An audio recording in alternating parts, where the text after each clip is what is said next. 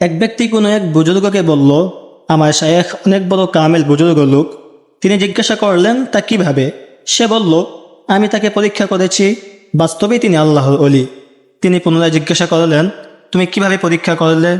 সে বলল, একবার আমার স্ত্রী রাগ করে বাপের বাড়ি চলে গেল।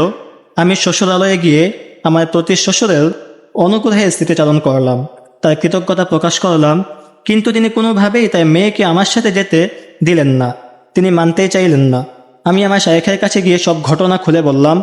শায়েখ আমাকে একটি আমল বলে দিলেন। আমি ওই আমল করে শ্বশুরালয়ে যাই। আশ্চর্য বিষয়, কোনো কিছু বলে ওঠার আগেই আমার স্ত্রী আমার সাথে যেতে রাজি হয়ে গেল। তখন আমি বুঝলাম আমার শায়েখ অনেক উঁচু স্তরের অলি। তখন উক্ত বুজুর্গ বললেন, হায়, তুমি তোমার শায়েখের মর্যাদাই বুঝলে না। লোকটি বলল, না হযরত, আমার অন্তরে শায়েখের প্রতি যথেষ্ট মর্যাদা রয়েছে। তখন বুজুর্গ বললেন, তুমি তোমার শায়েখের কাছে আল্লাহ নৈকট্য অর্জনের জন্য যাওনি, তুমি তার কাছে গিয়েছ তোমার স্ত্রীর নৈকট্য অর্জন করতে।